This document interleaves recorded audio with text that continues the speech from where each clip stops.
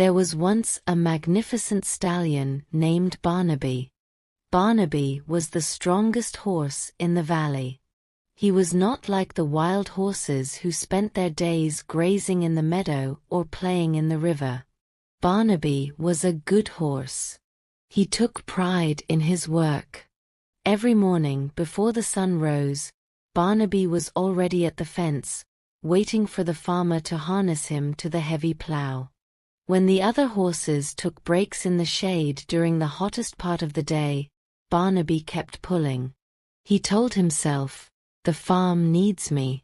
If I stop, the harvest will be late. I am essential."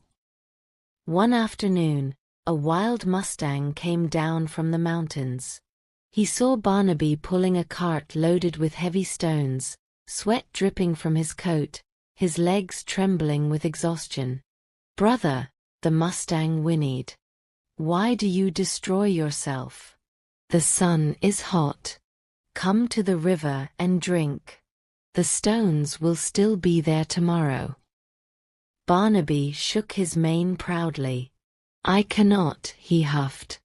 "My master relies on me. I am the strongest. I must finish this row. I put the farm first." The mustang looked at him with sad eyes.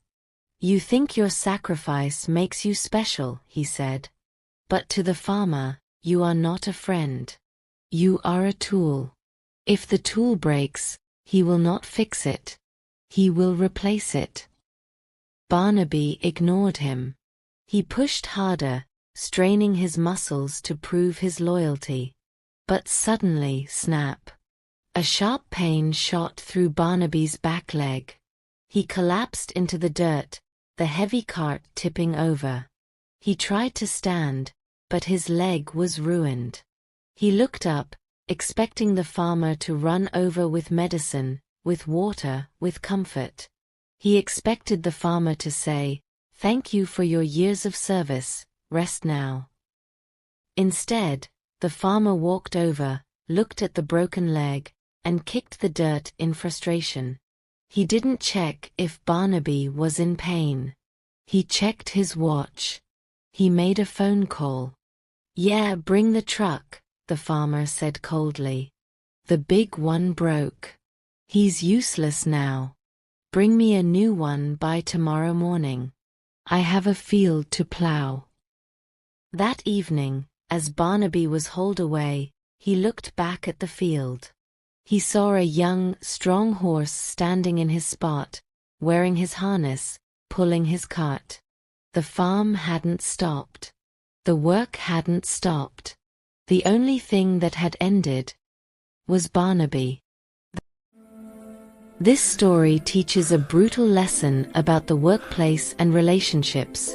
If you do not choose yourself, no one else will. Barnaby thought his suffering made him valuable. He thought that by destroying his body, he was buying loyalty. But the moment he could no longer serve others, his value dropped to zero. Then, if you drop dead today, your employer will post your job opening before your obituary is even printed.